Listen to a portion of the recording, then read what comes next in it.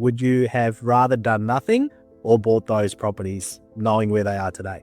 Yeah, definitely the latter. Yeah, absolutely. And that's something I constantly tell my friends as well, and think I keep throwing your recommendation to them as well as more recently, because whoever's saying, yeah, I'm really thinking about it, I said, stop thinking and just do it. And what opened my mind after talking to you is why I hadn't considered going outside of Sydney, because my mindset had always been in Sydney, and we got to a point after the 3, we're like, well, we can't afford anything else. That's it. So we're done. And so we're sitting around basically living in our PPR, just letting life chug along. And then we decided to move overseas that we spoke about.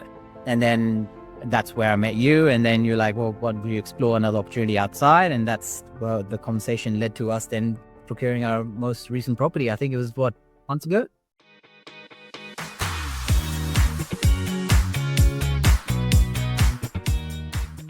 G'day everyone, this is Iynka here. Welcome to Investor Journeys, where we chat with everyday Aussies and seasoned investors about their property journeys, the wins, the stuff-ups and everything in between. Whether they've got one property or a whole portfolio, we dive into how they did it, what they've learned and what their journey's been like so far. No fluff, just real stories from real people. So let's get stuck in. G'day everyone, welcome to the IJ podcast. We've got a super special guest today. He's such a good mate of mine. We actually met a few years ago, and there's nothing that I could think of that he doesn't have that I don't have. We're so similar in so many respects, and we'll go through it in due course. But Nish, thank you so much for coming on, mate. I really appreciate it. Absolute pleasure, Iynka. Thanks for having me on. No problem. Do you want to tell the viewers where you are at the moment? Well, I'm currently dialing in from Bangalore, sunny Bangalore. We're currently in transition. So, we moved here for my wife's work, and I decided to be a bit more of a focused dad. And I quit my job recently. I'm just a stay-at-home dad, just enjoying every moment with the kids. That's amazing. I think for the listeners out there, I actually met Nish in Bangalore because we moved to Bangalore as a family, me, Urvi, and the kids. And we moved end of 2023. I actually started 23. And then we caught up, actually our wives, and through the birthday party, didn't we? And then from there, mate, we found out we were both pretty much unemployed, and we just started hanging out, watching movies or go to the pub. So yeah, it was a good time. Whilst the wives were taking care of the kids or working, but no, it was a great time. Being in Bangalore with both kids being very similar ages as well, our kids and your kids, mate. We just hit it off, and I think we're so similar, like the way we view life. The way what's important to us, taking breaks, going overseas, and sacrificing being in Australia and all that kind of thing during that time. I think we're just very similar in those ways. Yeah, and I think even our backgrounds and our situations, from memory, you were born in Africa as well, so was I. But I think different countries. I was in Kenya, you were in Nigeria. Yeah, that's right. And then, an older, much smarter sibling as well. And yeah, just even our movements across Australia, and then how we moved at the same time, at the same life stage, to another country is very, very similar. So yeah, it's great catching up, and good to continue our mateship, and especially through, your recent venture as wealth engineers and helping us procure a property, which we'll get into very soon. Yeah, absolutely, mate. I mean, tell the viewers as well, you're not from Bangalore per se, and you never grew up there. What's it been like for you? If you had to sort of summarize it quickly. I would call it organized chaos. I absolutely love it. It's such a refreshing change. The hustle, the bustle, and everything just works. And, coming from a lifestyle where we all live the rat race, colloquial rat race, where, you do that 9 to 5 as a bare minimum, you come home, you're exhausted, you have to then do all the housework. Over here, you get a lot of that help. And that gives you a bit more of an opportunity to invest quality time with family or have a proper conversation. And so that's been very refreshing and, quite enjoyable. In a nutshell, if you've got the opportunity of being able to have a safety net back in Australia and then explore another country, we obviously had the opportunity with Bangalore. We thought, let's just take it. And then, yeah, look, we're now at 3rd year in. And because I'm loving it so much, I mentioned there was an opportunity of continuing on my role in Australia. I said, nope, I'm done. And now I'm here. So, just enjoying life in Bangalore and focusing on being a better dad. It's fascinating for people. I get asked all the time what India was like. And, I think the perception potentially is, the dirty streets and the pollution and and all of that kind of thing. And look, you might obviously get that from time to time, but I think with Bangalore, it's got such a multicultural atmosphere, but with the modern amenities as well. And I think the schooling system was incredible when we were there, for such young kids, especially with the international school setups and everything like that. And I think the big thing is it's so affordable, like you can take time off and spend, I was just starting my business and my wife wasn't even working. So we hardly had an income. But it was, yeah, things were so affordable. We got the help that we needed too with the kids. And the biggest thing of all, like you said, is spending time with the kids as well. So I think we both went through that, and we're back in Australia now, but I'd love to come back at some point and experience all that again. So that's really cool. So, you grew up in Australia, I'm guessing Sydney. Yes. Yep. Sydney. Do you want to tell us a little bit about your upbringing with respect to money conversations over the dinner table? Was there any talk about investment or anything of that nature? I honestly came from very modest beginnings and money was always tight. I mean, my parents at one stage were working 4 jobs between them just to make ends meet. So growing up, the goal was survival, not investment. And when we migrated here 30 years ago, we came here with about $8,000 to our name. And looking back, it seems like, how did we manage to pull through? So, at that stage, the mindset had always been property or wealth creation wasn't something we even thought about. It just felt out of reach. And so, it was more about the way you make a living or a sustainable living is through higher income, and investment was just something that we just never thought of. So that mindset wasn't there. And so, it really started to shift once I had a bit more financial freedom through my first job, where, I started saving a lot more and the earning capacity increased as well. And the higher up I fortunately was given the opportunity for, the more income that I generated. So there was a point in time where I felt, okay, let's start thinking about how we can make the money work for us rather than just constantly focusing on the career progression and that higher income bracket. So yeah, so very humble beginnings, but that mindset shift took a while. I'm still going through it. We're constantly growing, right? We're always learning, 100%. We're always learning through that process. But you spent your schooling in Sydney, but then my understanding of my recollection is that you went overseas as well. So with my first work, so I did go to the UK. I got sponsored through my work to undertake a full-time master's in Cranfield University. And that's actually when I was spending time in the UK, it was very close to London itself. And that's where I met my wife as well. So we hit it off because she got seconded from Sydney as well to London at the same time. And yeah, so that's how we first met and then proposed. Then I got posted to Melbourne and then went to Sydney. And then that opportunity overseas was again fantastic for 12 months where I could just be a full-time student again. For those who are listening, like I've been to Nish's place. Oh, I love it. It's such a nice place. And I'd love to live in a place like that one day, mate. It's such a cool place. It just got so much space for the kids to run around. And obviously we were speaking about you importing your furniture and your TV into your place. And that was a big challenge for you guys, wasn't it? Yeah. The whole move was very interesting. And the delays that unfolded.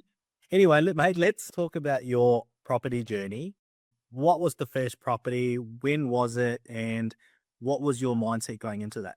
As I mentioned, in my first part of the career, I was with the Australian Navy. And with them, I always had the opportunity of subsidized rent in whichever locality I was posted to. So a lot of the time, or majority of the time, I was never considering an investment per se, or even a PPR, because back then I was single and, I was getting great rent subsidy, so I could live in a really nice area as well. So that also then supported my savings. And so once I got married, then that almost doubled because now you're talking about dinks, dual income, no kids. And so then we started exploring the opportunity of saying, hey, let's break that mindset about just constantly chasing the high income and let's think about how we can make money work for us. And so our first property together was in Penrith, and that was back in 2015. And you guys are renting still at this time? Yes. So we were renting at this time. And this is 2015, right? So almost 10 years ago, I was very, very new to this whole market. So my only focus was, hey, there's a Western Sydney airport that's meant to be opening up. So Penrith sounds good. Let's just go for it. And that was it. There was nothing, no other logic to it, right? And, if I had done a bit more for due diligence, I would realize that I had bought in a heritage listed street. So I had very constrained opportunities of doing anything to the property. And so, and a few other factors, but that was the first start in terms of our portfolio development. So that was Penrith. And then 2 years later, we thought, okay, it's going okay at this point. Let's just go and explore Blacktown because it was a new development that was coming up. And so we thought, from a community perspective, let's just buy a house there. It seems to be a safe rental income because, the community is only going to grow. So from Penrith was more from an equity build perspective. We thought Blacktown, maybe we can get a bit more for cash flow because it's a brand new property. And from a depreciation perspective and tax breaks, we could generate a bit more of an income. And so we pulled the trigger on Blacktown 2 years after Penrith. And then the year after, we decided, hey, why don't we just get a PPR, our forever home? And we were trying to be close to the city so that the commute was not as hard or arduous for us. So I guess get our foot in the door in Lane Cove. So we bought in Lane Cove North. It was basically a dilapidated property that came on the market. We just we went to the auction. I was like, let's just do it. And then we renovated extensively, of course. And it wasn't a knockdown rebuild because, again, you learn so many things on this journey. Without the due diligence, we didn't realize we're in a FZ zone, so flame zone, which is the highest bushfire rating. So all the construction costs were almost double. And we were aware of it, but we didn't know how much it would compound into but at the end of the renovations. So that's why we didn't do a complete knockdown rebuild because it would have been even more. So we did a renovation where we kept two of the walls standing to tick the box and everything else was gutted. And so we called it a renovation and got away with that. I suppose the flip side is that you won't get that much development around as well because of that. So there's not going to be a huge supply that's going to come on because of those restrictions as well. You've got that on your side where you're not going to get a massive supply coming in. With the Lane Cove one though, I can't see there being the houses, even though they're zoned, the similar types coming up because there's no land. They'll just be units. So I think your one will still have that scarcity factor and, that will always appreciate and do well. You'll obviously have to wait and see. But yeah, I think you're obviously saying that it's a bit of a learning experience for you guys. But look, at the end of the day, I'll ask you this question and it's a yes or no. Would you have rather done nothing or bought those properties knowing where they are today? Yeah, definitely the latter. Yeah, absolutely. And that's something I constantly tell my friends as well. And think I keep throwing your recommendation to them as well as more recently because whoever's saying, yeah, I'm really thinking about it. I said, stop thinking and just do it. You absolutely can't go wrong, in my personal opinion, especially if you do your due diligence, right? There's only a few basic checks you need to do and you really can't go wrong.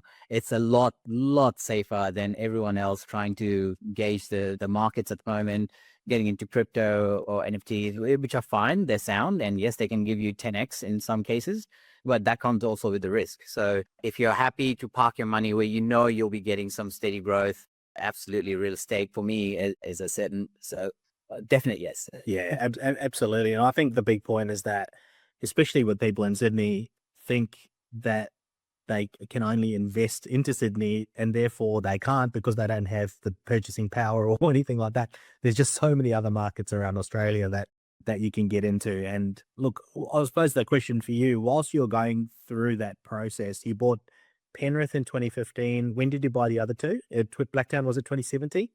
That's correct. And then Lane Cove in 2018.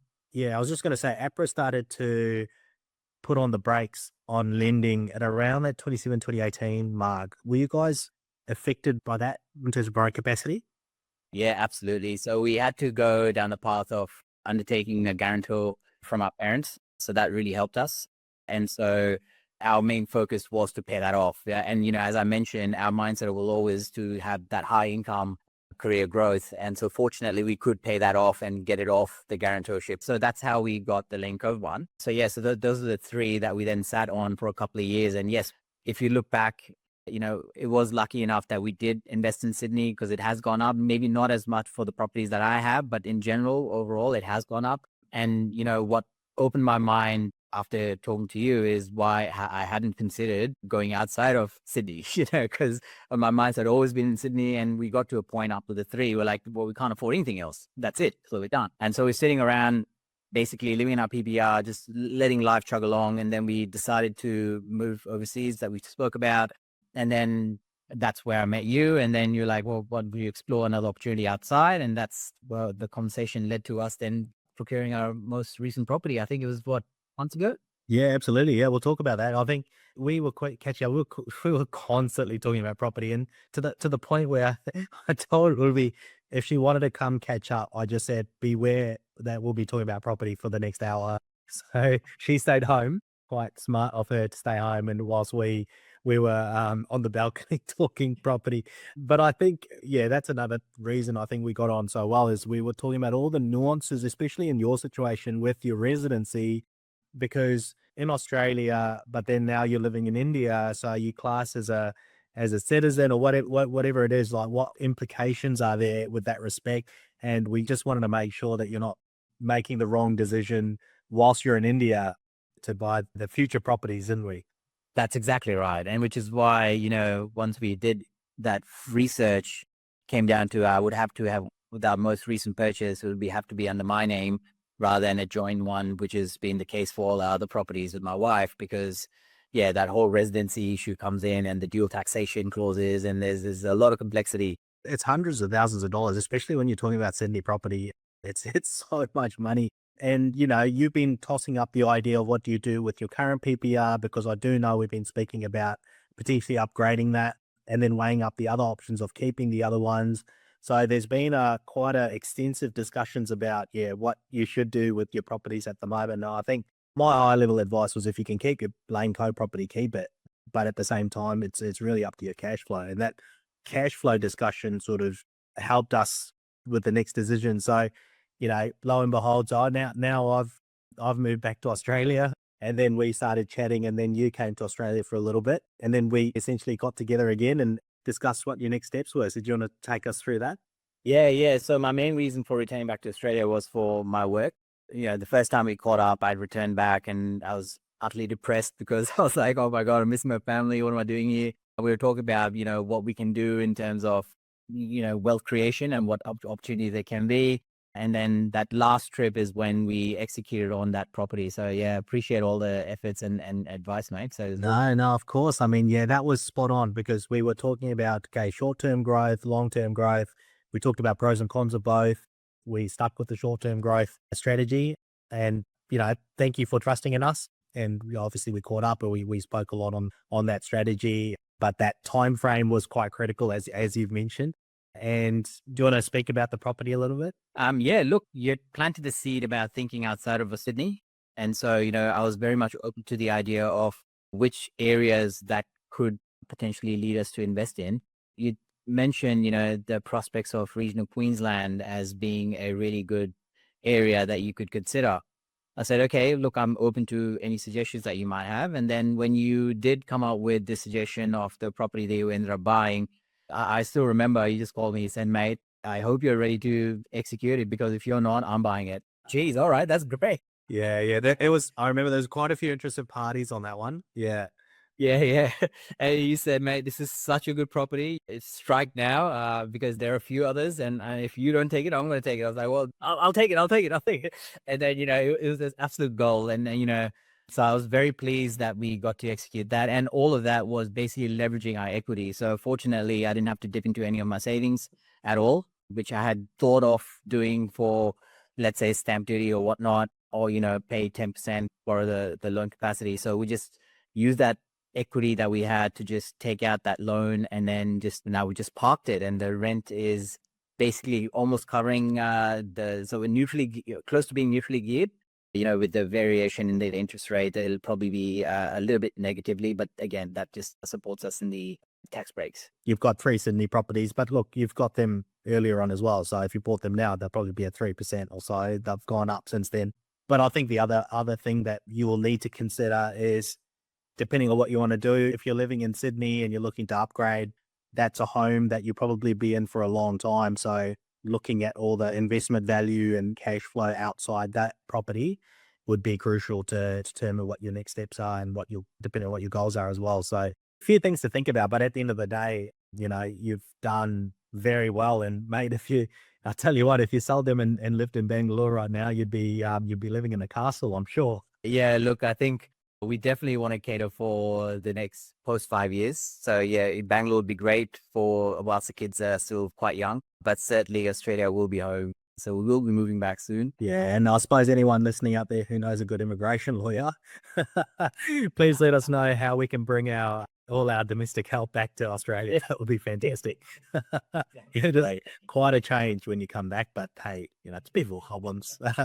But mate, it's been absolute pleasure to obviously firstly meet you in Bangalore. You're such a nice guy. I always get that all the time, especially with the property manager I was speaking to and the sales agent. Oh, Nish is such a nice guy, and even my parents, mate. So you're very humble and you're very very likable guy. But no, I'm very honored to have you as a friend, mate. And I'm always there to help you with your property journey, whatever you need. And no doubt we'll be catching up soon.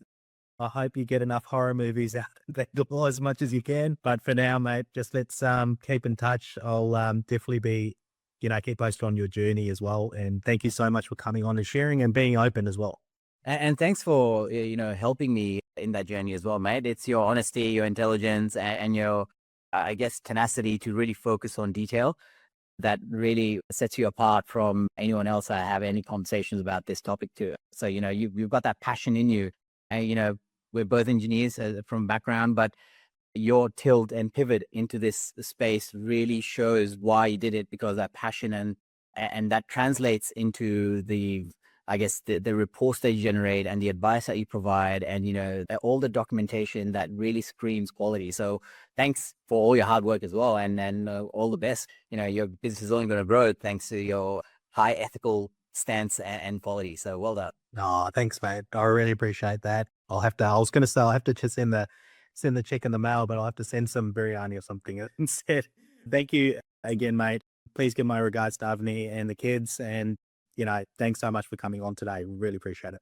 Thank you. No worries. Thank you guys for tuning in today. If anyone else has a property journey to share, please reach out. Just like Nish, good mate of mine, and we'll definitely catch you on the next one. Thanks, guys. Hey guys, thanks for tuning in. If you enjoyed the chat, feel free to drop us a rating on Spotify or wherever you listen. It helps us reach more listeners to help them with their journey. Catch you in the next episode.